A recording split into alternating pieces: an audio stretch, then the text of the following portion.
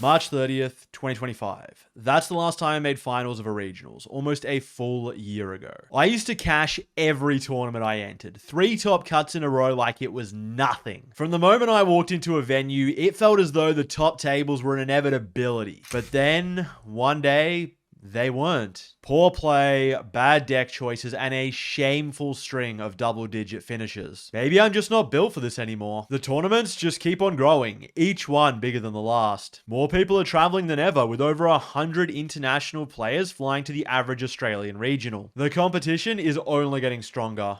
And maybe I'm not. But you've got eyes. You can see the length of this video. So either I've just hyped up the world's most in-depth documentary about going 0-3 drop, or I'm about to tell you that we are so back.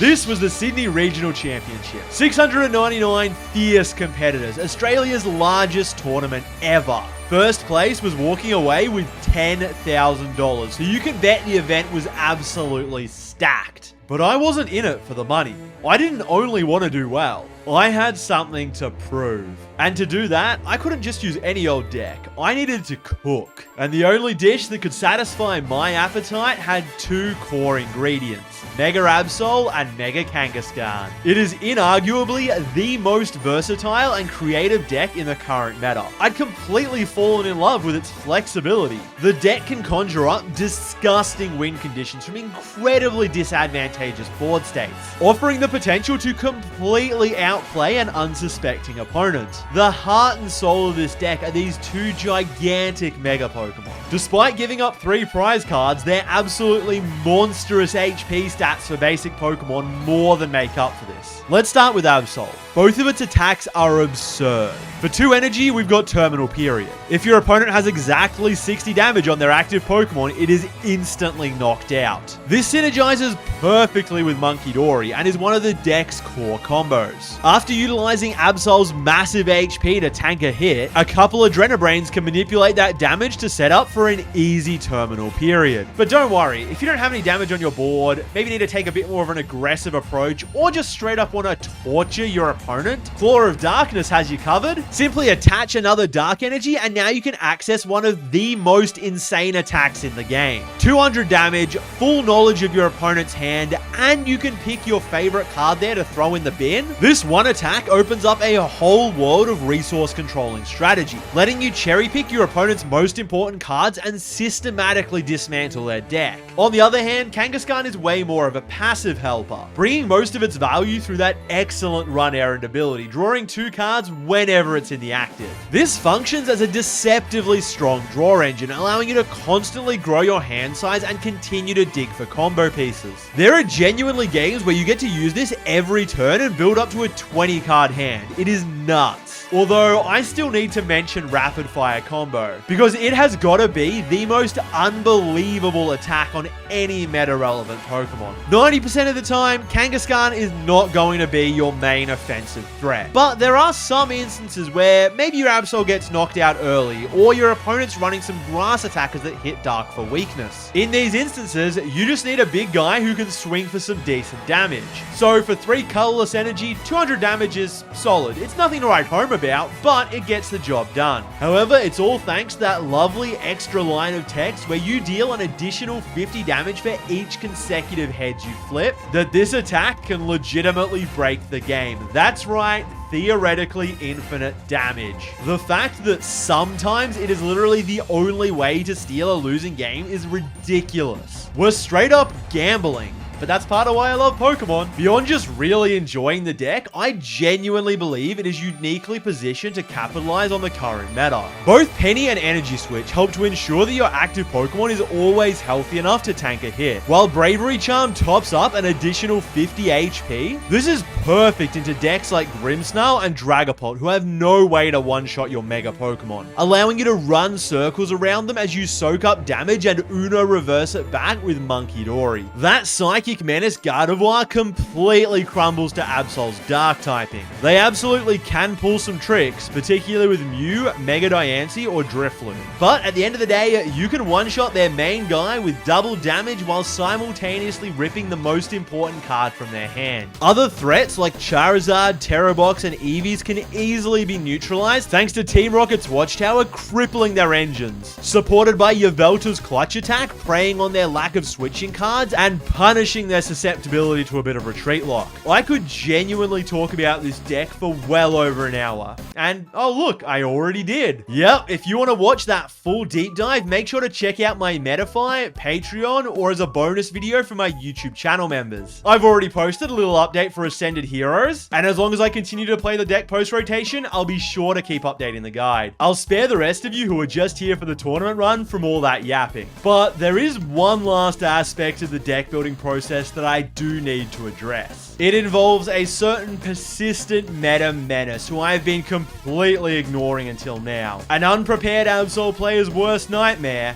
Goldingo. The fact that they have infinite damage to easily sweep through any high HP Mega Pokemon, sufficient switching outs with 2 Professor Turo Scenario and a Prime Catcher, plus they can essentially draw as many cards as they want whenever they want because Coin Bonus is broken. This was a recipe for an unwinnable matchup, and at potentially 20% of the meta, it simply can't be ignored. Throughout the week leading up to Sydney, this was the primary problem on my mind. The first band-aid I attempted to slap on was a combination of Moltres and Brave Bangle. However, I immediately ran into the issue of it either not being enough to solo Goldengo when played as a light package. Alternatively, if you do fully commit to it, not only are you completely compromising the deck, turning it into an absolute pile, but it doesn't even work against anyone who's put even 2 seconds of thought into how to play around this specific tech. So yeah, that one was off the table. The next solution was to go all in on Retreat Lock. By running multiple Yveltal,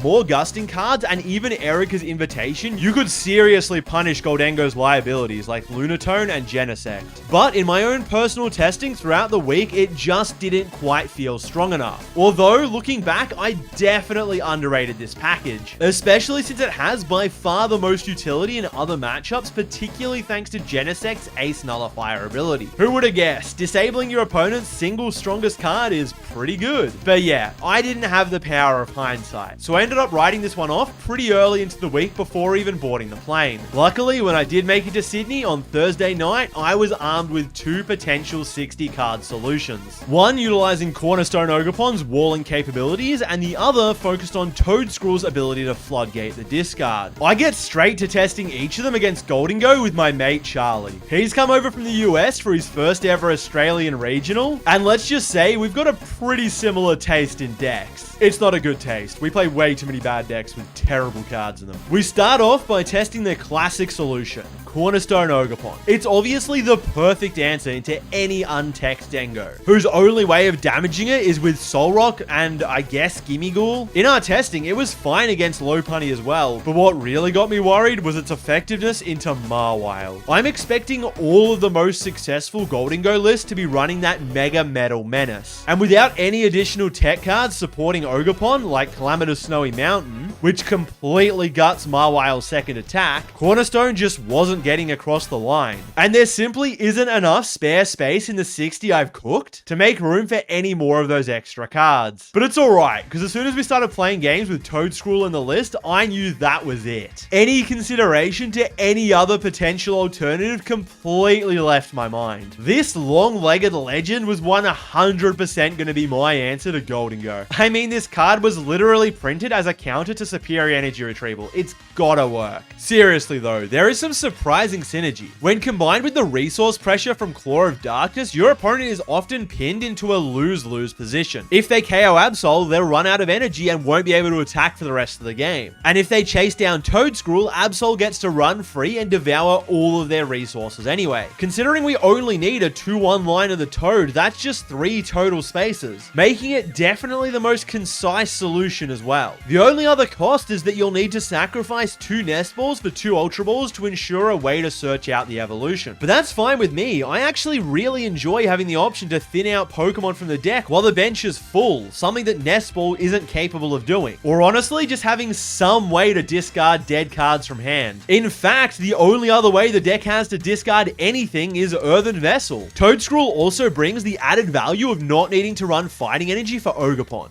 further streamlining the list and allowing for more space and a higher Dark Energy count, which is always a bonus. Plus, the Toads aren't completely useless outside of Goldengo. While the extra applications are niche, they can absolutely come up in a few other matchups. With this last major deck building decision sorted, I could safely call Thursday a success and go get some sleep before one last massive day of testing. Come Friday morning, the list was basically locked in. It was now just a matter of grinding games, ironing out matchups, and trying to gaslight a couple more fellas into playing the list. We met up with Angus and Jordan, both previous regional champions, who I'd been yapping to about my Absol ideas for the past week. And now that I had the 60 ready, it was time to give them the pitch. Beyond the surface level structure of a Toadscruel Absol box, there were three finer details I really wanted to emphasize. First is the 1-1-1 stadium split, not only as a countermeasure to Dragapult's devastating jamming towers, but also as a method to remove your own Team Rocket's watchtower, allowing you to more aggressively play it down in order to bump your opponent's beneficial stadiums like Artisan or Spikemouth Gym. Whereas with just two total stadiums, like I played to New Zealand, that doesn't work so well. I also proposed a third Lily's Determination in place of the usual third Pokegear. This shifted the deck's consistency to be slightly more resilient against the ever-present and always annoying item lock. Unfortunately, Badoo and Frillish aren't leaving anytime soon. Lastly, and in my opinion most importantly, was this absolutely delicious sweet treat, Jumbo Ice Cream.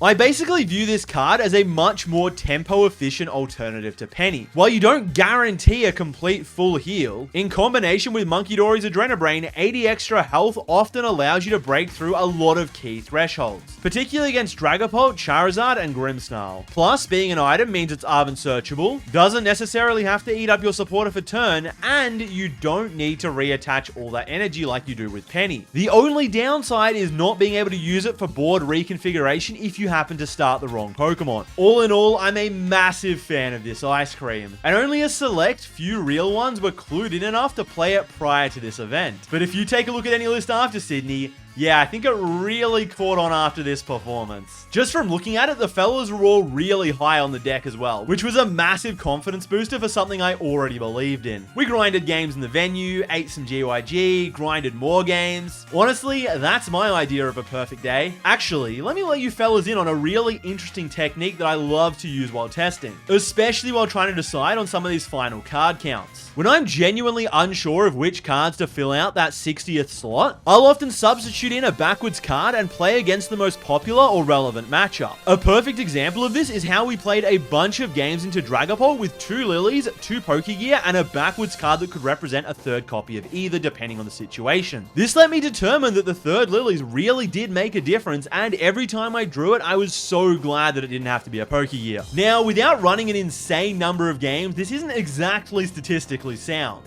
And honestly, it is pretty vibe-based, but there's no doubt it's a solid way to accelerate your testing and reach those conclusions quicker. I definitely recommend trying it out next time you're building a list. With the day coming to an end, we hung out at Angus's accommodation and ran a few more games. I gotta say, the deck was looking incredible. Unfortunately, me and Charlie had to dip kinda early since we were staying an hour out of the city, leaving Jordan and Angus unsupervised and alone with their thoughts. But there's no way everything's gonna completely crumble and fall apart without me being there, right? 2 hours later, I've submitted the list on Arcanine, re-sleeved my entire deck, and me and Charlie are both peacefully tucked into bed. My only concern is that we don't have matching Toadschools. The 1-1 split is almost entirely just a funny aesthetic and really doesn't impact anything enough to the extent where you'd want to hear me yap about it. Like seriously, you don't care about how the fighting one is optimal since it has a 1 energy attack for 10 damage, which perfectly combos with its grass weakness since Badoo will now hit for 20, which can be reflected by Monkidori and comboed with Spray Fluid for 10 in the absolute worst case scenario where you open up with it against something like Dragapult. But also the deck appreciates the flexibility of a grass Toadschool for its utility in the rare event that you happen to hit a deck playing Forest of Vitality, allowing you to instantly evolve into Toadscruel when the stadium's in play. The fellas are completely crashing out about how Toadscruel doesn't work and Goldengo is unbeatable. They're gonna jump ship to the Cornerstone build at the last minute, and well, if they want to ruin their run, that's on them. I would have loved for us all to succeed, but whatever. My highest priority right now is actually trying to get some sleep, which unlike deck building, I'm not all that great at.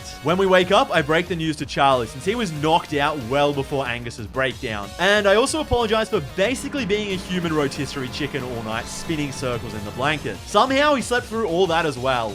Couldn't be me. Anyway, with all the lists locked in now, it was just us left on the 60. I was proud of the list. We've done some solid preparation, and today it was time to put everything to the test. It was time for the first round of the tournament, and I genuinely do not think I could have been gifted a better start. Not only was I against Gardevoir, a matchup I am extremely comfortable playing, but as I'm drawing my opening hand, I see it. My beautiful A-Spec.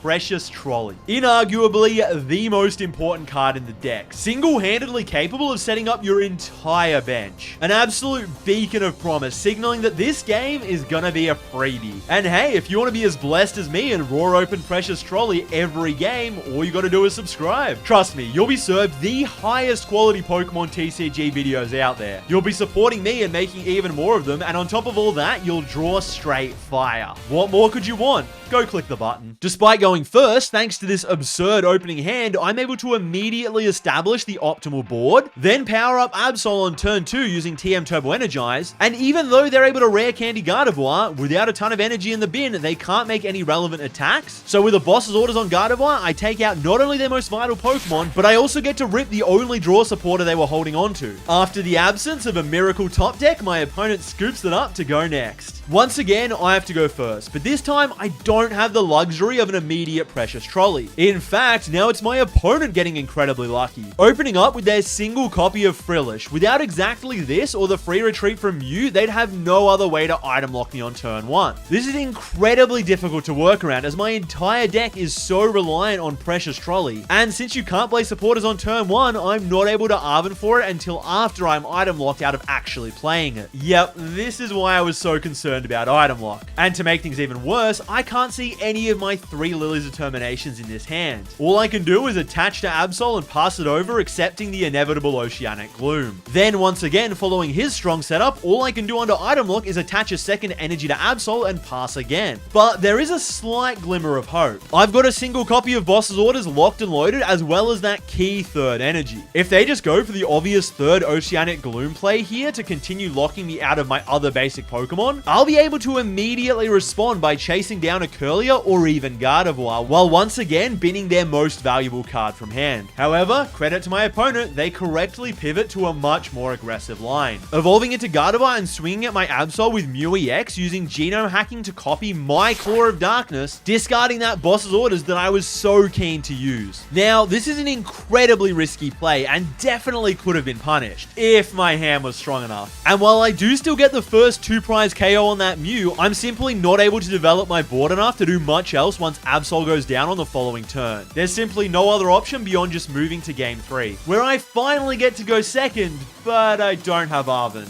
Or Precious Trolley. I do manage to Lily's Determination into TM Turbo Energize and Absol, so while the dream is shaky, it is still definitely alive. Actually, after my opponent's lackluster second turn, the dream is more than just alive, it's absolutely thriving. There's no Candy Gardevoir on the other side, he just evolves one of the Runts into Curlier, and without a Monkey Dory established, even in the worst case scenario, I don't need to be scared of a return KO. So I just plan to boss up Curlier, take the KO, and hope to brick him out of the game. Now, this isn't necessarily the perfect play, seeing as Boss's Orders is one of the most important resources in the matchup, and despite playing 4, you really do need to use at least one of them to cheat an extra prize at some point. While Curlier is a relatively high value target, at the end of the day, it's only worth a single prize. Instead of committing my supporter for turn to Boss's Orders, I could have dedicated it to strengthening my board. But look, in the moment, it's hard to judge these things, and the potential upside of deleting Curlier is just way too high. Seriously, if there's no solid response to this, I just win on the spot. So I'm not particularly excited when he reveals just how stacked his hand is. There's basically everything you could want outside of a rare candy Gardevoir, and there's more than enough draw power in there to almost guarantee it on the upcoming turn. Like I feared, he manages to get there, and just like last game, goes to copy Claw of Darkness with Mew. Now, I don't remember the exact contents of my hand, but I do clearly remember him choosing to discard my Lily's Determination rather than the Pokegear, which I thought was insane. There's a juicy Gardevoir EX sitting right there on the bench, and there's nothing I'd love to do more than just dig for Boss's Orders and straight up end the set right now. But maybe my opponent's a psychic because I draw for turn, thin out whatever cards I can from my deck, slam the Pokegear, and completely whiff. Don't get me wrong, I'll still happily take this position. Knocking out the Mew will put me at a nice 3 prize advantage. And with an Ice Cream to heal up my Absol, my opponent will need to commit some serious resources to deal with it. On top of this, I load up my Petron with a couple energy to act as a backup attacker alongside a potential Blood Moon Ursaluna. And with 3 Boss's Orders in deck, these guys should easily be able to close it out even if Absol goes down. There is one extremely tricky decision on this turn though. I've got 2 Bravery Charms in hand and a reason to slap them on just about all of my Pokemon. Petron, Absol, Kangaskhan, Munkidori, Ursaluna, Pheasantipede, they could all benefit from an extra 50 HP. I commit the first one onto Absol, bringing it up to 210 total HP, ensuring that if Screamtail is going to get the KO, they'll 100% need to burn one of their Bravery Charms. As for the second, since I never use Precious Trolley, I don't actually have Latias on the bench, and this gets me worried about some kind of potential play where they counter catcher up my Blood Moon Ursaluna and use Screamtail to snipe my Petron, leaving Ursaluna stranded in the active, unable to attack or retreat. Because of this, I attach the other Bravery Charm onto Petron, increasing the difficulty of this combo as it now requires a Bravery Charm and committing some extra energy. However, the weakness of this play is that it leaves my Kangaskhan exposed to an eventual 240 damage from a Bravery Charm Screamtail. If my opponent manages to set up a double Munkidori board, that extra 60 damage will be enough to reach an easy 3-3 prize map after Absol goes down. So if I'm not just winning this game in the next couple turns, I'll absolutely need to find Penny to pick up Kangaskhan and buy an extra turn. Anyway, for now, I just claw the Mew for 2 prizes. Intentionally choosing to leave Iono in their hand, since at this point, all I really care about is seeing Penny or Boss's Orders. And I don't have either of those in my current hand, so I'd actually appreciate the draw 3. He takes the bait and Iono's me 3 cards closer to my win condition, burning a Bravery Charm in the process in order to knock out my Absol while still leaving a 1 prize Screamtail in the active. But with only a single Gardevoir in play and no Ralts to act as its successor, any one of those 3 remaining Boss's Orders would be 100% game ending. I draw for turn. That's not it. Pheasantipede's flipped the script for 3 more cards?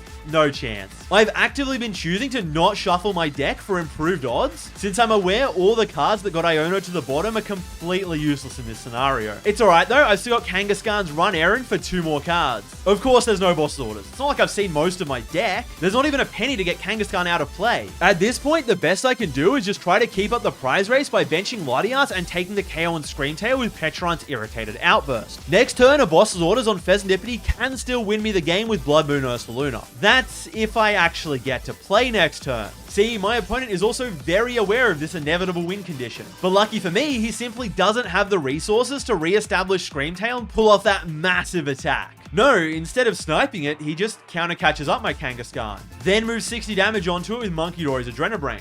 What could he be cooking? Then, finally, knowing that he needs to take all 3 prizes on this turn to win the game, he benches and powers up Mew to copy everyone's favorite gambling attack, Rapid Fire Combo. That's right, we're gonna flip for it. All he needs is a single heads, a true 50-50. Honestly, in these moments, all you can do is laugh at the situation. He's one of my locals, he's chill, and I gotta respect him going for the win like this. 50% is honestly probably better odds than any other play he could have made, so I think it was correct. If anything, it's on me for not charming my Kangaskhan earlier in the game. Sure, I was a massive favorite to win this game regardless, but I did whiff those Boss's Orders, missed a slight optimization on Bravery Charm. And now, the entire set comes down to this. Heads I lose, tails I win. Hey, before you find out the result of this coin flip, doesn't that Itchy Pollen playmat look sick? Head over to timdanklin.com and go get yourself one. You deserve it. Anyway, back to this tournament-defining coin flip. Incredible. Yep, of course, we're starting 0-1. The cutoff for playing in day 2 of the competition is 5 wins, 2 losses, and a tie from the 8 rounds of day 1. And then to go even further on to top cut, I'll need to maintain this for an additional 4 rounds, finishing with a score of at least 9 wins, 2 losses, and a tie, and that's just to make it into the top 16 asymmetrical cut. But it's not the first time I've been in this position. Nah, far from it. In fact, that last time I made finals back in Brisbane a year ago, I also lost the very first round. So I know that I am more than capable of running it back all the way to the finish line. It's just a matter of locking in. Although, if I'm being honest, deep down, there is definitely a bit of doubt. Some fear that this single coin flip has dictated my entire tournament run and it's all about to spiral out of control. See, Mega Absol is hinged on a strategy that capitalizes on beating a few top meta decks. It is fine-tuned to pick apart these specific threats and can really struggle outside of them. But these are Swiss round pairings, meaning that you'll always be matched into someone on the same record as you. So that means I'm guaranteed to be playing someone who also lost their first round. And there are demons lurking at the bottom tables, terrifying grass and fighting decks that just so happen to accidentally obliterate my core Pokemon with weakness. Decks that would have absolutely no hope against the Gardevoirs and Dragapults of the world, but are seriously scary for my beloved Absol. I am so much more likely to pair one of these rogue piles now compared to if I'd won my first round, because let's be honest, these decks aren't winning anywhere near as much as they're losing. And then when I inevitably get jungle dumped by some Mega Venusaur Enjoyer, I'll be 0-2. The snowball that is my run will continue to roll downhill and I'll be even more likely to pair another unbeatable deck. I guess that's just the risk of playing this style of strategy,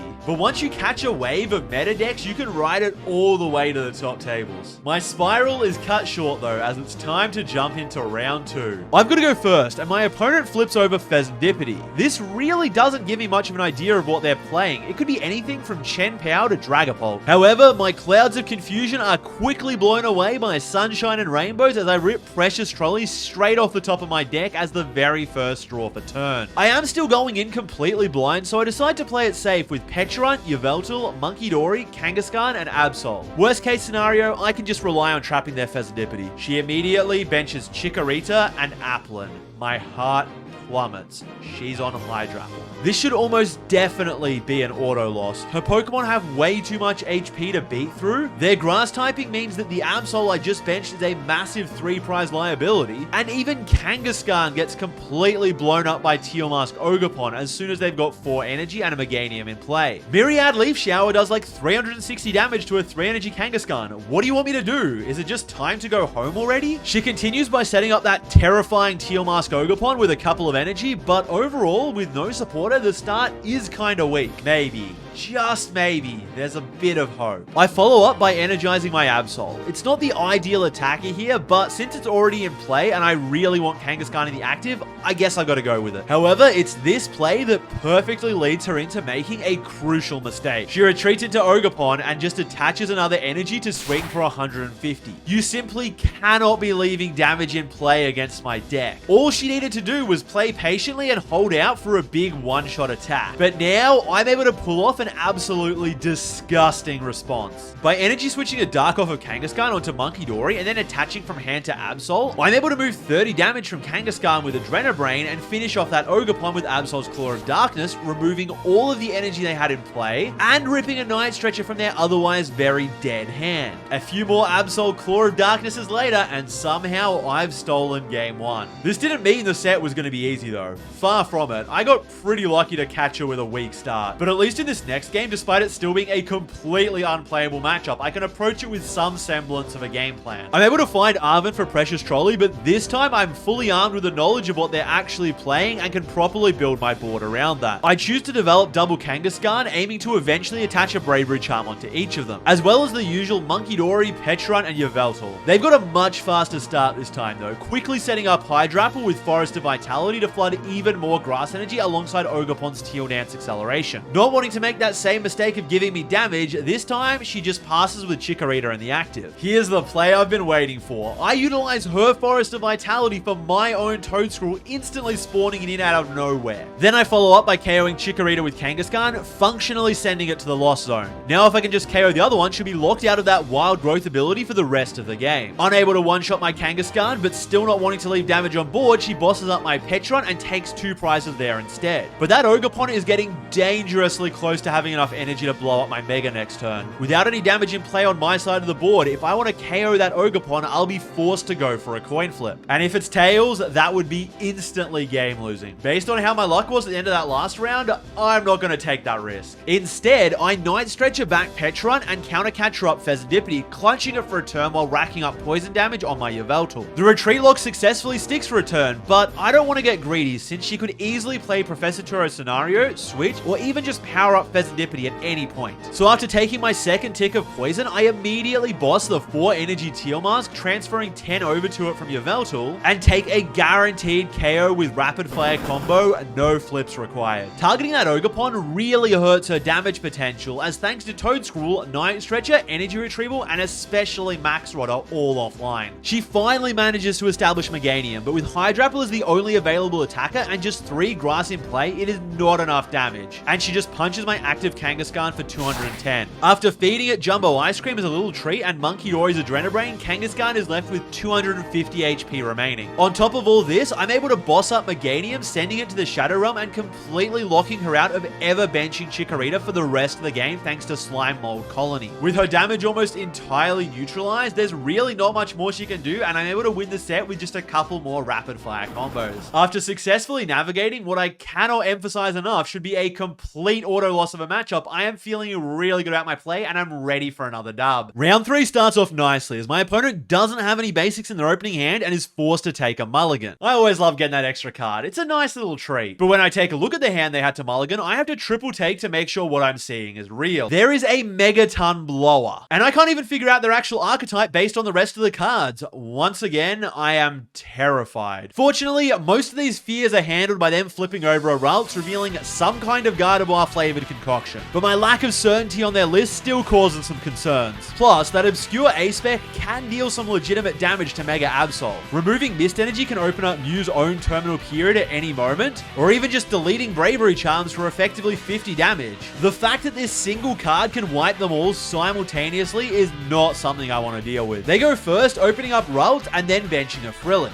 Fortunately, without attaching any energy, I should be safe from item lock on the next turn. Despite having an Arvid in hand, I choose to begin my turn with an Ultra Ball just to check my deck before committing to a specific supporter. And lucky I did, because Precious Trolley is prized. I quickly pivot and opt for a Lose Determination instead, yet even after a couple Kangaskhan draws, I still don't see any energy in my 10-card hand. I'm not able to get anything going for the moment, but at least I should still be safe from item lock for a little longer. Like I said, my opponent didn't attach an energy last turn, so they shouldn't be able to retreat and attach a Psychic for Oceanic Gloom. And they Nestball for Latias, providing free retreat to Ralts and enabling some easy item lock with just a single Psychic Energy onto Frillish. I'm fearing for my life. I'm just going to get locked out of this game, never see an energy, and be unable to piece together an attack for the rest of the game. But miraculously, completely subverting my expectations, he attaches a Dark Energy onto Ralts and announces Collect. His hand is 100% bricked. From here, I'm free to Arvid for Earthen Vessel and TM Turbo Energize, establishing my Absol, and when my opponent has to resort to a second Ralts Collect without doing anything else, yeah, I know this one's over. Game 2, they pick second and immediately discard Megaton Blower with Professor's Research.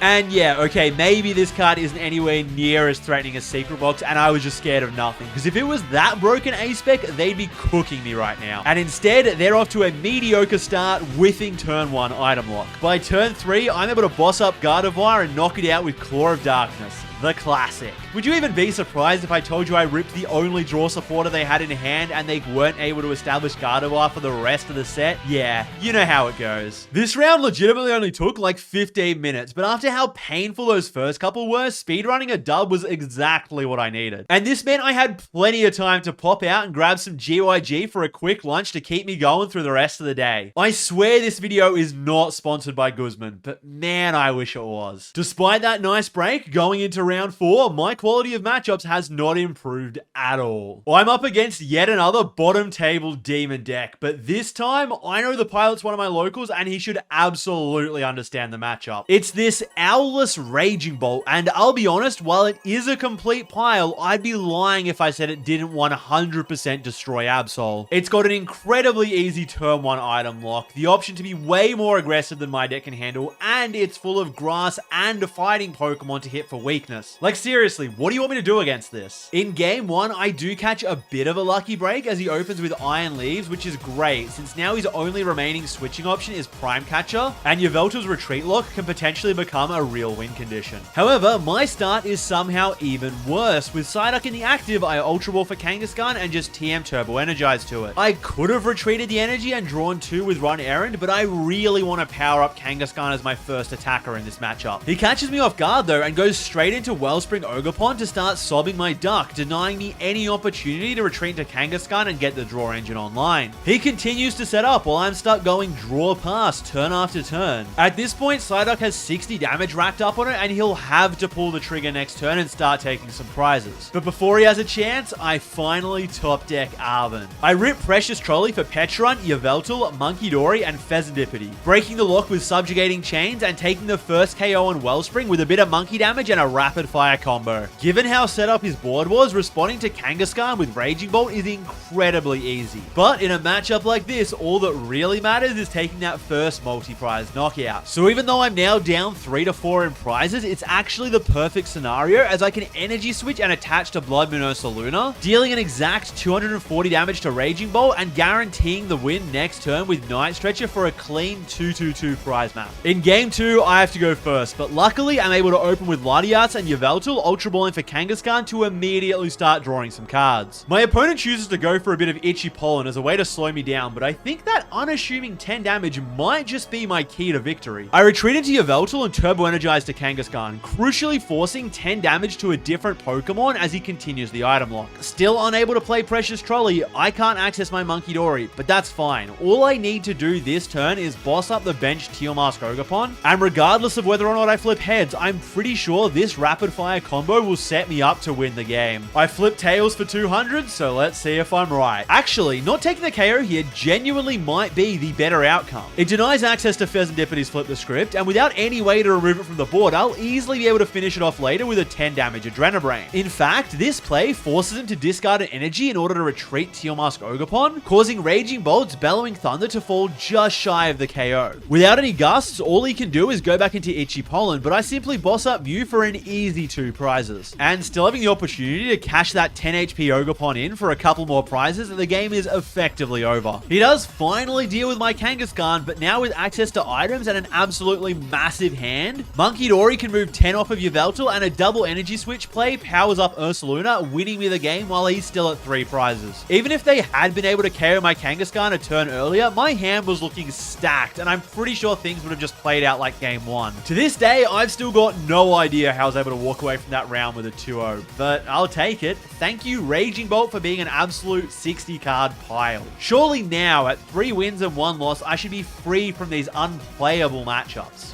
I've fought my demons, came out on top against all odds, and now I think I deserve a little treat. Come on, give me something where the debt can carry me, rather than needing to play completely out of my mind to even have a chance at some match points. My prayers are answered, and I'm delivered a delicious freebie in the form of Marnie's Grimmsnarl, easily Absol's best matchup of the top 10 meta decks. Despite the matchup being abysmal for Grimmsnarl, game 1 is really close. I'm able to take a solid prize lead by using Terminal Period on Grimmy, even gusting up Frostlass and removing that as well. But this eventually develops into an incredibly strange endgame board state where he has 4 Munkidoris, all with Dark Energies attached, and a full HP Grimmsnarl in the active. Over on my side, I only have access to a single Munkidori, so I've got no way to Terminal Period that Grimmsnarl. However, he has 0 damage on his side of the board, and I am determined to not place any. Prizes are at 2 to 3 in my favor, so you'd think I'd be in danger of losing to a Countercatcher and Boss's Orders for game. But I'd been hearing rumors that a lot of Japanese players who'd flown over were completely cutting all gusting options from their Grimmsnarl lists. Not something I agree with, but every play he's made up until this point has indicated exactly that. I am going to need to find a way to buy time until I can piece together either Penny or double Munkidori so I can Terminal Period for the win. Since punching with Claw of Darkness into a Grimmsnarl that's backed up by 4 Munkidoris sounds like a great way to lose this game. Confident in his lack of gust, I just let him punch my Absol. Then I retreat into Kangaskhan, draw some cards, and let him punch that. I draw a few more cards, retreat into Pheasantipity, and let him punch that. Oh, there it is. I finally drew Penny. I win. Game 2 plays out a lot more like a traditional Grimmsnarl Absol matchup. He has a pretty mediocre setup. I smack in with a turn 3 Claw of Darkness, ripping his only lose determination, and he doesn't play another supporter for the rest of the set. You love to see it. I think I must have finally escaped the depths of the bottom tables as I'm treated to yet another Grimmsnarl in my path. I do have to go first since I lost the coin flip, and honestly, their board state at the end of turn 1 terrifies me. Frostlass, Morgrim, Impidimp, and 3 Monkey Monkey Dory, one of which already has an energy attached. Over on my side, things aren't working out quite as well. With Precious Trolley hanging out in the prize cards, I've got to resort to using Arven to Ultra Ball for Kangaskhan and just hoping that I'll be able to draw into anything. I can't even find an energy, so that technical machine I got off Arven is useless. By turn 2, he's punching into my defenseless Kangaskhan with Shadow Bullet while setting up even more Monkey Dories. I am able to essentially undo this damage by healing up with Penny and finally getting some energy into play, but without Precious Trolley, I still haven't seen a single Monkey Dory. And at the end of the day, Monkey Wars are probably the most important aspect of this matchup. An eventual Claw of Darkness does put some pressure on their resources, but their hand is unbreakable, and regardless of what I discard, they'll always have a way to re-establish a Monk. It does end up being a pretty tight game towards the end, but without a single Dory on my side of the field, I eventually lose. Game 2 is my turn to go second. With an Arven and energy in hand, I'm feeling pretty confident. However, I am not a huge fan of the Toad School I opened up with. I'm able to quickly handle my opponent's only Grimmsnarl and subsequently delete their only Monkey Dory. So you'd think this game is basically unlosable, but they managed to develop this insane board with 3 Frostlass, putting immense pressure on my 2 prize Pokemon, as that triple freezing shroud damage is racking up so much faster than I can heal with Monkey Dory. A combination of Lively Stadium, Bravery Charms, and Penny just barely keep them alive through the relentless blizzard. And fortunately, with all of my opponent's other threats neutralized, I'm able to close it out exactly 1 turn before they can rip a game-winning multi-prize turn off the back of all these Frostlass. Final game of the set. We both have a solid start, but you know how that's going to go for Grimmsnarl in this matchup. He swings in with an early Grimmsnarl, but I've got the immediate response thanks to double Monkey Dory, Energy Switch, and a massive terminal period for knockout. However, with only a few minutes left on the clock, my opponent commits to a passive line, not benching any more 2 prize Pokemon and refusing to put damage in play for my own Adrenabranks. And despite me announcing attacks as quick as I can, he's just barely able to draw things out to a tie. He was definitely playing not to lose rather than playing to win, but it wasn't egregiously slow or anything. And to be honest, it's more so my bad for not scooping up game 1 earlier, especially since I was so confident that I'd win the next 2. It's not the end of the world though. Taking a single tie is really not a big deal, as long as I don't get any more anytime soon. So now I'm sitting at a record of 4-1-1. With only 2 rounds left today, if I can get a win in either of them, I'll guarantee my spot in day 2. It's quite a comfortable position to be in, and with such a solid record, I'm sure I'll just hit another Gardevoir, Grimmsnarl, or maybe a Dragapult. Would you believe it? I hit none other than Festival Lead. That's right, on the Win It Into Day 2,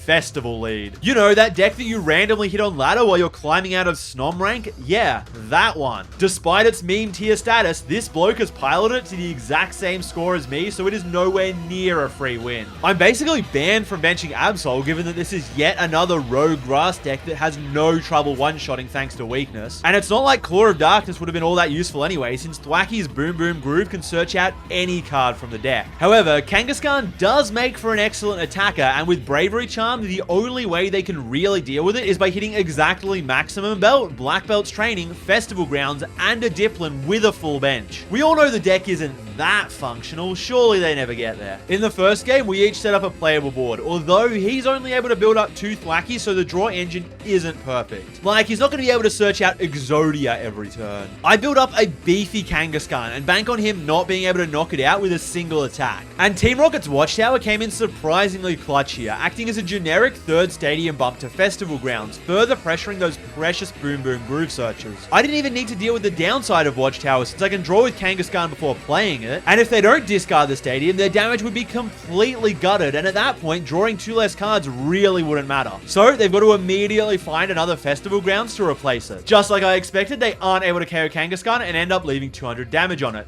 This is perfect. I'm able to pull off a triple Monkey Dory play, sniping a bench Dipplin and KOing the active, leaving him without any way to use Do the Wave next turn. On top of all this, I drop a Jumbo Ice Cream for 80 more HP, leaving Kangaskhan with 320 remaining, ensuring that even in the worst case, Seeking can't achieve the return KO, as its damage caps out at 300 with Black Belt's Training and Maximum Belt. This guarantees my Kangaskhan to survive another turn, essentially locking up the game. There really are just too many pieces that those Thwackies need to find each turn. And with the constant pressure of my attacks forcing him to re-establish Pokemon in combination him with 3 stadium bumps to consistently bounce festival grounds, but it was still a close game, and if he draws hot enough, I'll definitely be in trouble. Next game, my opponent opens with Psyduck and passes without doing anything. I've got Arven for Precious Trolley, and even though I do miss the energy attachment, my start is nowhere near as tragic as theirs. They do follow up by ripping Lilies into a ton of basic Pokemon, benching 3 Grookey and a couple Goldeen, so I guess we are each essentially a turn behind our standard game plans, but they've only got a couple cards in hand now, so I'm pretty sure I'm chilling. Arven for Vessel and TM Turbo Energize from Kangaskhan get both my Monkey Dories online, and unsurprisingly, their hand has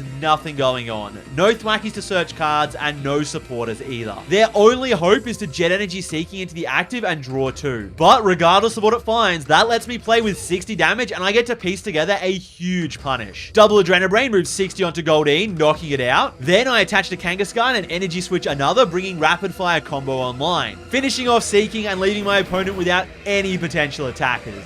Good game. So I'm all set for day 2, but I'm still locked in and determined to win the last round of today for a head start in the next phase. And man, you should have seen my eyes light up as my next opponent flipped over Impidimp. In game 1, they commit to a no Frostlash strategy, aiming to chain Grimmsnarl attacks. But unfortunately for them, without any extra damage modifications, the maths works out perfectly for me. The first Grimmsnarl hits for 180, leaving Absol with 100 HP. Then, after I heal for 60 with double Monkey Dory and attach a Bravery Charm, not only do I delete their Grimmsnarl with Terminal Period, but it also means Absol now has 210 HP remaining and can 100% tank a second Shadow Bullet. Once the second Grimmy goes down, their only other attacking option is Blood Moon Ursaluna. And while it does finish off Absol, it's really a case of too little too late. They're simply too far behind to mount any kind of comeback. In game 2, they actually pull off a turn 1 Itchy Pollen, and although it doesn't slow down my energy attachments, it does limit my board, denying me from finding any mobility Pokemon for a while. Fortunately, with Kangaskhan in the active, I'm drawing enough cards each turn to eventually reach one. And when I do, I announce Claw of Darkness while bossing up a Morgrim, leaving Badoo alive as a way for me to cheat an extra prize with Monkey Dory in the endgame. But I don't think we're going to make it that far, because when I get a look at their hand, my eyes lock in on a single Iono keeping it alive. And once that supporter hits the discard, they're only a few dead top decks away from losing the game. Oh look, it's another one of my sick playmats. Don't forget to check them out at timdanklin.com. Ending the day at 6-1-1 and going into the next phase as the 24th seed is a great outcome, especially when you consider that I literally lost the very first round of the tournament. Jordan managed to hold on to the same record as me, despite playing an inferior list, although Angus wasn't quite as lucky, losing back-to-back-to-back win-and-ins and whiffing day 2. If we look towards the top of the standings, my 60-card mate Charlie is 7th seed, only taking a single loss. I actually watched the end of his last round, and on the final turn of time, he managed to flip heads with Rapid Fire combo for the win. It was insane. However, if we keep on scrolling up all the way to the very top, you'll see that there is only one player who managed to finish day 1 undefeated.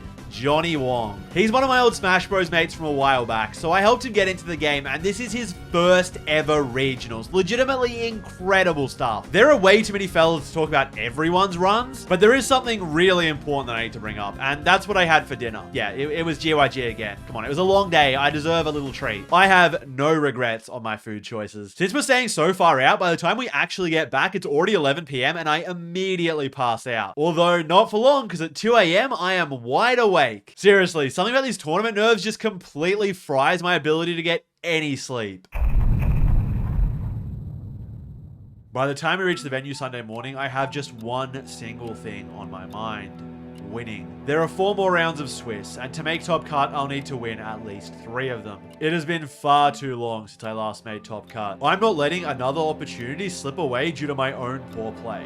This time, losing is not an option. When I look at the list of possible opponents, my confidence grows. I'm favored into almost every matchup that I can potentially hit. But sure, while these are good matchups, the decks are going to be piloted by great players. It's not going to be easy. And this is perfectly exemplified by my round 1 opponent, Kato Arai. He's coming off the back of a 2nd place finish in New Zealand, is a top 10 player for the season, and is absolutely one of the favorites to win the entire event. But I've got one big advantage. he's on Goldingo. Finally, it's time to put Toadscruel to the test. Game 1 starts off smoothly, as I avoid prizing both my precious trolley and Toadscruel, benching each of the baby Toadscruels, which scares him out of exploding my Absol with Make It Rain, since that'd leave him with virtually no energy, just completely locking him out of the game. He does preemptively bench Hops Cramorant, which is a very energy efficient answer to Toadscruel, but I can play around this by refusing to go down to 4 prizes and just making sure to punch a full HP Goldengo. On the very first Claw of Darkness, he shows me his hand and I snap discard Super Rod, easily the most important card in this matchup. On the following turn, instead of knocking out Goldengo, I'm able to boss up Cramorant, go down to 5 prizes, and snipe Mega Mawile from his hand. At this point, both of his supplementary attackers are in the discard, Super Rod is in the discard, and Toadscruel is in play. So I can be confident that neither of them are ever coming back. His only hope is to piece together back-to-back boss KOs on Toadscruel, but doing that under the pressure of Claw of Darkness each turn is a monumental task that Kato is just not up to. I win game 1. Now he's forced to open with Mega Mawile, which is just so great for me. If I can get in some early damage on it, that'll really set him back. Once again, I also avoid prizing any key pieces. I mean, I'm missing an Ultra Ball and a Night Stretcher, but that is so easy to work around. And I can still absolutely chain back-to-back Toadscruels. But I did prize one other card that is going to make that Mawile start pretty awkward for me. I don't have Petulant. He begins manually powering up Mawile since it's so energy efficient and can't be stuffed out by Toadscruel, aiming to smack for 260 with that second attack. If I had Petulant, I'd be able to poison and self-damage my Absol, almost entirely nullifying that huge bite damage. But I don't, so I need to find another way to deal with this fully powered up Legacy Energy Mawile. I get the first attack into it, but there's nothing too interesting in hand, and he immediately responds, hitting 260 into Absol. This perfectly sets up a KO for Cramorant on the following turn, assuming that I KO the Mawile and go down to 4. And I mean, if I don't KO the Mawile, there are going to be a whole bunch of other problems. With only 20 HP left on Absol, I'm going to need a miracle. A delicious, tasty miracle. The combination of Jumbo Ice Cream and Bravery Charm suddenly brings my Absol all the way up to 150 HP, well out of range from Cramorant's fickle spitting. So now his only real option is to attack with Goldengo. However, with Mawile and all its energy in the bin, committing any more to Make It Rain on Absol sets me up to KO Cramorant with Kangaskhan, once again locking him out of attackers and closing out the set. Going into round 10, I already know exactly what my opponent's playing, because they just finished farming Jordan's Cornerstone Ogerpon. Yep, it's a second Goldengo. After my complete Dengo drought throughout all of day 1, I'm glad to see the floodgates are finally open and more than happy to hit another one. Seriously, they're everywhere today. It feels like half the top table's population is announcing coin bonus. Cornerstone Ogerpon may have just failed, but let's see if Slime Mold Colony can get the job done. I somehow avoid prizing any of Precious Trolley, Toadscruel, and either Toadscruel yet again. I'm really getting lucky with that so far. My opponent is clearly unfamiliar with the matchup and really struggles to properly manage their energy. As soon as Toadscruel is online, you cannot be reckless with Lunar Cycle. Every time you draw 3, that's another energy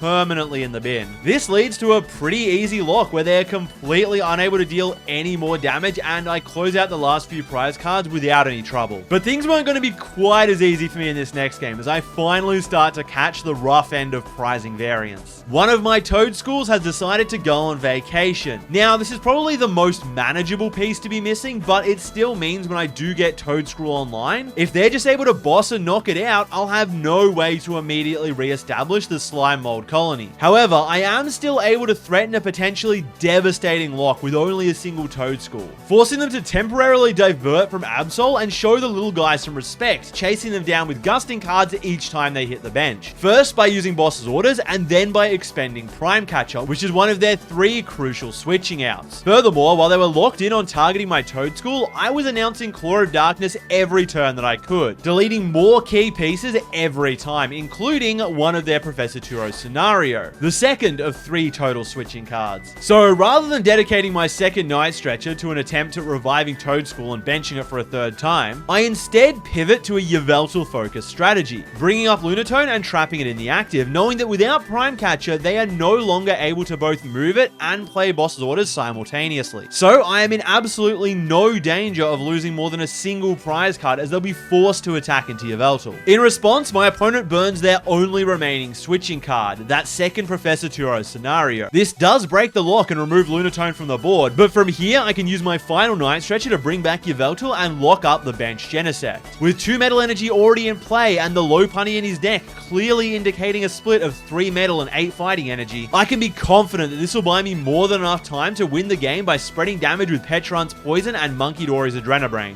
That is, if I actually had enough turns to do so before he decked out anyway. With that victory locked up, I need just one more win for Top Cut. But as I'm sure you can tell, it's not going to be easy. In this penultimate round, I've paired into someone who actually beat me last time we played. The same bloke who took down last year's Brisbane Regional Championships, defeating me in the finals, Gabriel Smart. Given that this is such a high stakes match between some pretty accomplished fellas, of course, it was going to be the featured stream game. He opens up with a solid start, playing Artisan to draw some cards off of Lunar Cycle and benching Genesect to guarantee Gholdengo on the following turn. I start off by also making use of that Artisan just to make sure what's actually my deck before committing to any specific play. Perfect, both the Toadschools and Toedscruel have all shown up to work. But wait, something's missing. I frantically flicked through my deck over and over again, hoping to see a glimmer of purple, hoping that I missed it. But I didn't. My most important card, Precious Trolley, is prized. But it's not all bad. Thanks to my optimal sequencing, I'm able to identify this before ripping a very anticlimactic Arven. With this knowledge, I can now use Pokegear to dig for one of my Lily's Determinations instead of the usual Arven, and just go from there with a fresh 8-card hand. Well, that was the plan, but Arven is the only available supporter off of Pokegear anyway. I searched through the deck a couple more times, just to make sure that Precious Trolley really isn't there. Yep, we have to Arven for Ultra Ball. My hand is completely dead, but at least by grabbing Latias, I'm able to retreat and start powering up Absol. Since if he does aggressively take prizes here, I am still representing the potential threat of Toedscruel and could absolutely lock him out of the game. Fearless to the Slime Mold Colony, Gabe does take the first 2 prizes on my Latias, but he does show some respect by proactively benching Mega Mawile to act as an energy-efficient follow-up attacker if he's ever unable to make it rain. Somehow, despite my abysmal board, I do actually have the play, benching a second Toedscruel with Artisan, dropping Arven for Ultra Ball, and then discarding the entire remainder of my hand to find that Toedscruel. I follow all of this up with Claw of Darkness and a Dream. I discard a Super Rod, the most important resource for Gholdengo in this matchup, but I'm still a far way off winning this game. I have 0 cards in hand, and I mean, just look at how weak my board is. Arguably, I should have targeted the Cypher Maniac's Code Breaking to weaken his upcoming response and increase the odds of Toedscruel living for another turn, but I just don't think that has any chance of winning in the long run, as Super Rod would have immediately been played and allowed him to access more than enough resources to eventually close out the game. As a result of ignoring that Cypher Maniac, he is able to piece together the Prime Catcher combo and neutralize my Floodgate. I really need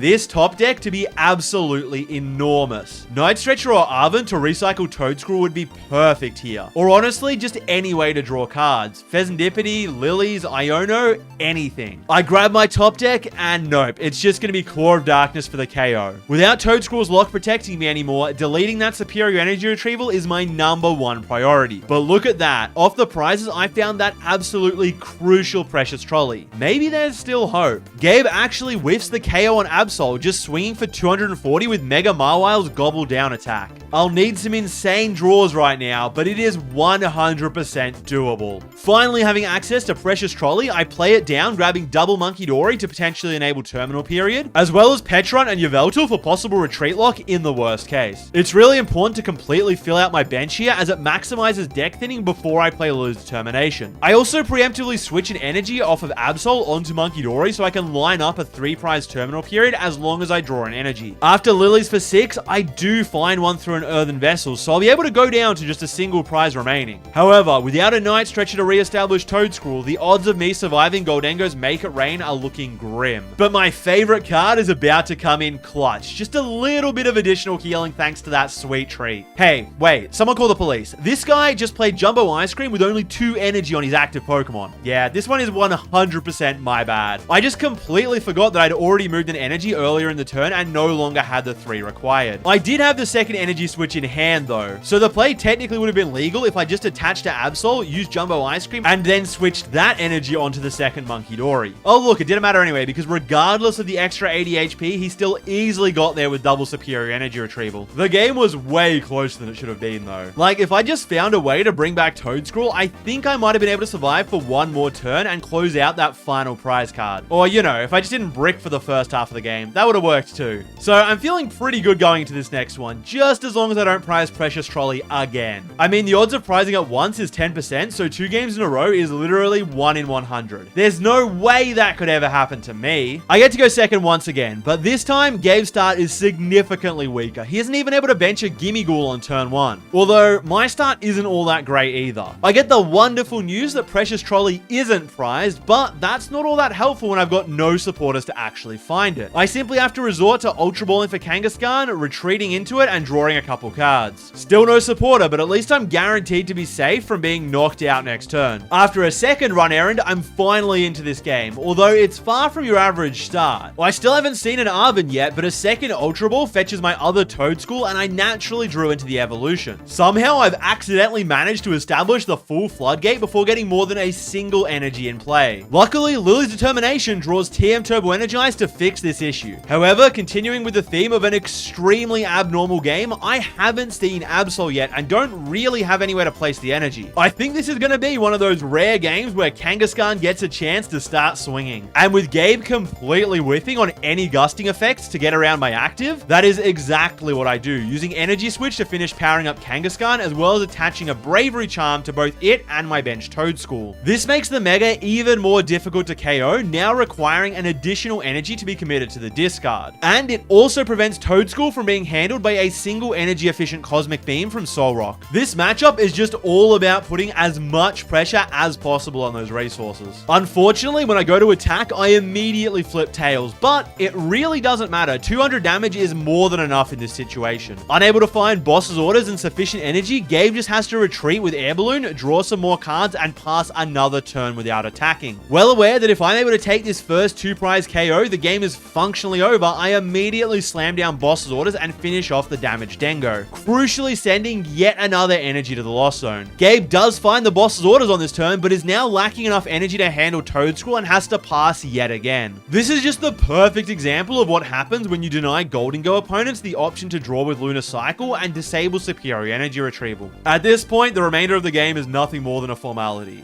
I've got no way to lose. Finally, in a last-ditch effort, he pieces together the knockout on my Toedscool, breaking the Floodgate and regaining access to all that discarded energy, praying that somehow I'm not able to bring it back. Well, there's no way I'm letting that happen. I immediately snap a Night Stretcher to recycle the Fallen Toad, finishing off his active to take my 4th prize card. Gabe gets about halfway through his turn before accepting there is literally nothing that can be done and no world where he wins. So, we move on to game 3, but there's something I've neglected to mention so far. See, if you take a look at the top of the screen, you'll notice that we don't actually have the same record. I got up-paired, and what this means is that while I need to win one of these next 2 rounds in order to guarantee top cut, Gabe is fortunate enough to be in a position where he can actually sneak into the final bracket off of back-to-back ties. So there is a massive incentive for him to tie here, and then next round pair him to someone who will most likely agree to the intentional draw, which would lock them both into cut. Now, when we start shuffling up for game 3, I take a look at the clock. There's only 8 minutes left. As you can probably tell now from seeing the matchup play out multiple times, the games where Goldingo wins are significantly quicker than the ones where Absol wins. Even when there is a 100% checkmate on board thanks to Toedscool, it can still take heaps of additional turns to actually finish taking all 6 prizes. Whereas Goldingo can destroy a couple Megas in just 2 attacks, potentially winning the game as early as turn 3 if everything is going their way. As with every set, there are 3 possible outcomes here. I reckon about 25% of the time, I lose before the clock runs out. 74% of the time, regardless of who has the advantage, we just end up tying anyway. And I'd wager that there's about a 1 in 100 chance that he completely bricks, and I'm able to attack quick enough to donk all of his Pokemon before time gets called. I don't even think these odds are an exaggeration. It really is that unlikely. With Goldingo having the potential for so many actions each turn, it really is entirely up to Gabe whether or not this set finishes. So I decide that risking the loss isn't worth it, and we agree to tie before even starting the final game. This tie is much more beneficial for Gabe, but it isn't worthless for me. You need to understand that while making top cut is a great checkpoint, what I really want is to win the entire event. Assuming that I do take down this next and final round, that tie's extra match point will essentially act as a a free win. See, after all the Swiss rounds are completed, the final bracket will be comprised of the top 8 players, as well as everyone else who has the same record as 8th seed up to a cap of 16. But usually there aren't the full 16 players, and the bracket is asymmetrical, meaning that if there were, for example, 11 players in cut, 8th seed would play 9th, 7th would play 10th, 6th would play 11th, and the top 5 seeds would receive a bye straight into top 8. I'm pretty sure that a final record of 9 wins, 1 loss, and 2 ties would guarantee me that bye. Anyway, that's all to say I think the intentional draw was correct. But this is all entirely contingent on me winning the next round. I need to win. Otherwise, this entire weekend, every round leading up to this was for what? Yet another disappointing double-digit finish?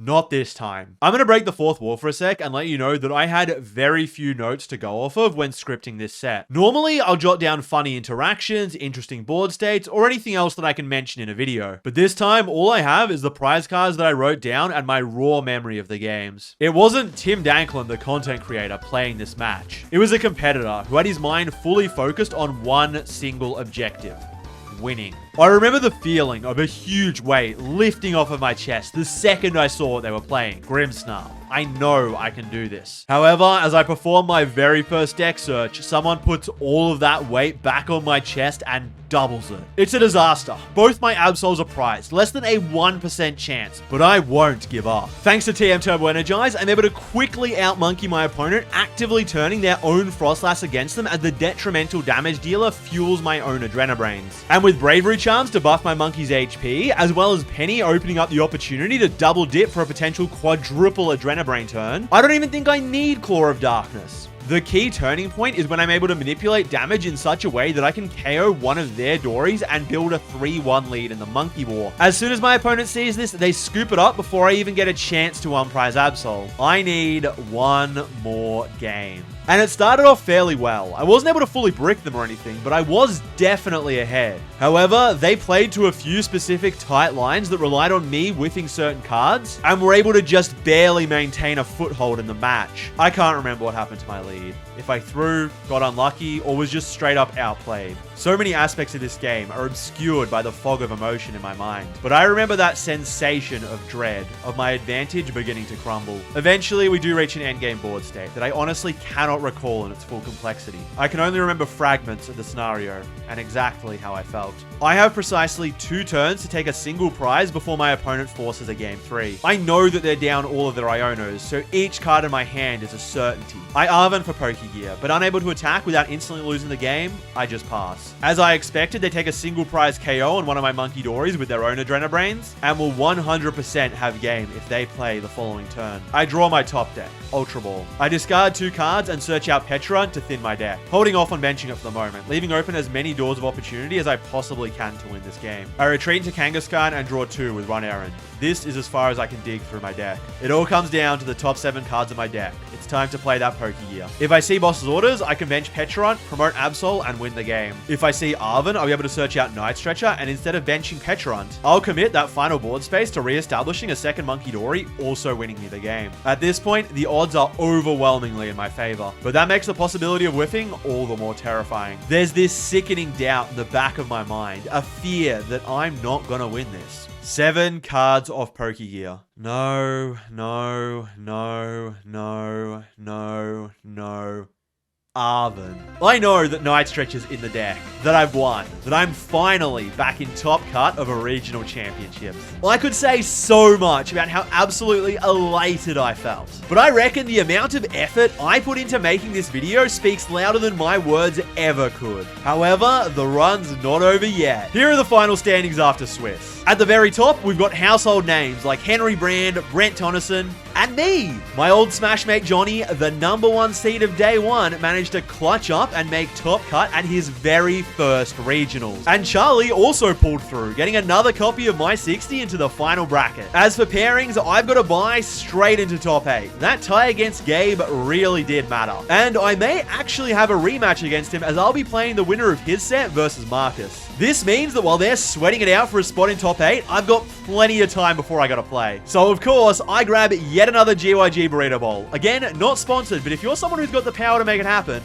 please. Once I'm back in the venue, I get a chance to watch the end of Charlie's asymmetrical top 16 match. And it's an incredibly close heartbreaker of a game 3 that after 75 minutes all comes down to the final turns of time. And unfortunately, Charlie loses, bowing out at 10th place. I'm the last remaining Mega Absol player in the tournament.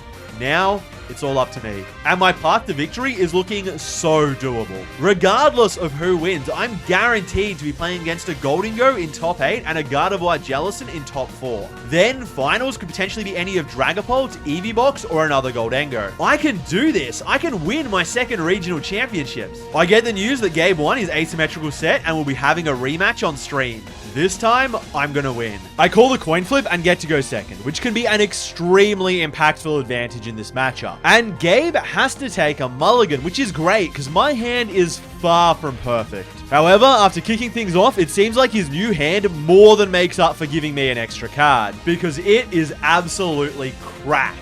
He's already got Gimmighoul in the active, immediately rips a turn 1 Lunar Cycle, and benches Genesect to guarantee that Gimmighoul evolves on the following turn regardless of what I do. Over on my side, I start with an Earthen Vessel, just to thin out some energy and check what's in my deck. No way. Not again. Not now. Not in my top 8 match where a single set loss results in elimination from the tournament. I've prized Precious Trolley. I keep bringing this up every time it happens, but seriously, you need to understand just how critical this single card is. Not having access to that purple piece of paper completely guts the deck's consistency, leaving it as merely a shell of its usual self. Without it, there's almost no way to find any key Pokemon, just 2 miserable Ultra Balls. You're essentially forced to construct some semblance of a game plan from whatever Pokemon you naturally see through your drawers. And against a deck as aggressive as Goldengo, there simply isn't enough time for this to work. I've got nothing to gain from giving up though. At this point, the best thing I can do is simply play my heart out with whatever options I do have. By knowing that my most important card is prized, Arven stocks are down. So with Pokegear in hand, I thin out my deck as much as possible and then play it down, hoping to see Lily's Determination and a fresh new hand. But instead, I have to take Arven anyway, normally an optimal start, but this time, all it gets me is a far from ideal Ultra Ball for Kangaskhan to draw 2. If I can see Absol here, that would be an excellent target for the TM Turbo Energize I picked up.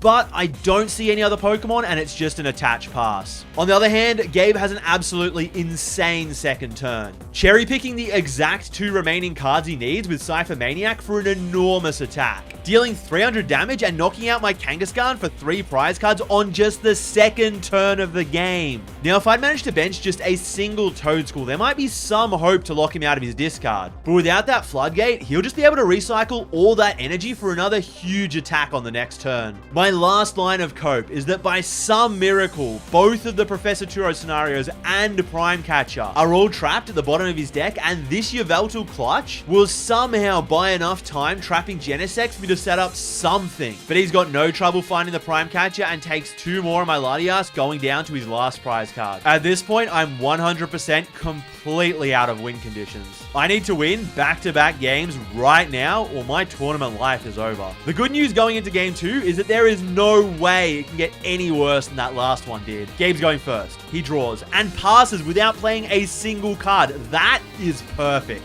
But I have nothing.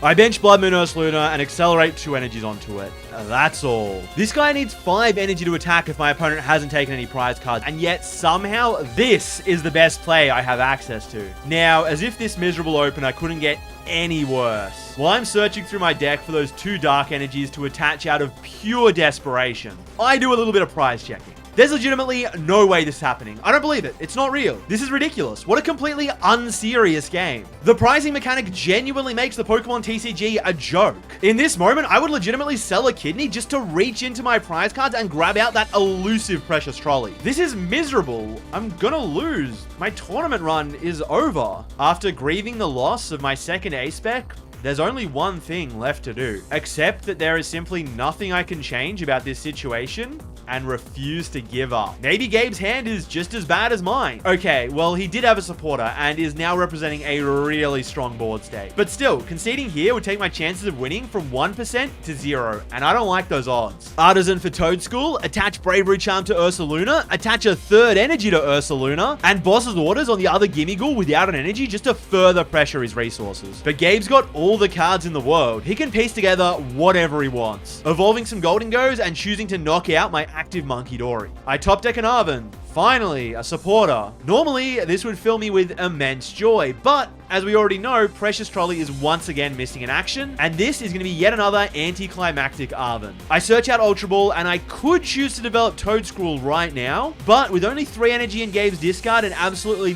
nothing going on in my hand to apply pressure, the best option seems to be Pheasantipity just to see if it really can flip the script. It does allow me to find that 4th energy and start swinging with Blood Moon. Even though it's not enough for a knockout, I'm hoping the 240 damage can bait Gabe into knocking out Ursaluna. Since if he does, thanks to Bravery Charm, there goes 7 energy. And with 2 medals already committed onto each Goldengo, that'd leave him with just 2 more to play with. After factoring in Super Rod, even in the worst case scenario, that's only 5 total energy to make it rain. Barely shy of enough to handle back-to-back Toedscruels. And he knocks out my Ursaluna. But he also benches Mega Mawile and attaches to it, ensuring an easy, eventual, energy-efficient follow-up, even if I do get the Slime Mold Colony online. Still, I gotta keep trying, thinning Yveltal out of the deck with Artisan to improve my odds, and then using Pheasantipity for a potentially massive flip the script. And it gets the Arven, but my second Ultra Ball is prized, so I can't find Toedscruel. There's only one last way to draw any more cards. Instead of the absent Ultra Ball, I fetch an Earthen Vessel, thinning a few more cards from the deck and giving me the energy to retreat into Kangaskhan. Run errand. 2 more cards. I need to see Toedscruel right now. I don't. Kangaskhan explodes. And I lose. I think this one single frame from the stream perfectly sums up exactly how I felt. The entire set was legitimately such an unreal sequence of events. I mean, at that point, all you can do is laugh. But at the end of the day, after everything's said and done, I am really glad to have made Top Cut again. It seriously meant a lot to me, and now I'm just even more fired up to try and win the next one. And if it's any consolation, while my list making 2 appearances in Top Cut this weekend was pretty good, it had an even better performance the very next week, winning EUIC, the largest international tournament ever.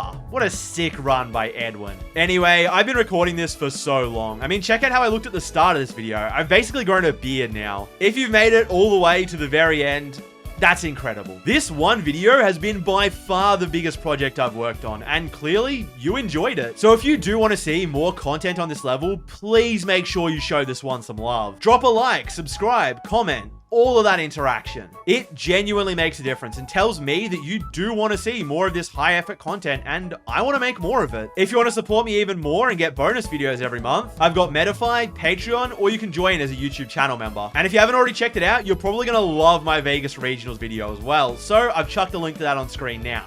Cheers, fellas.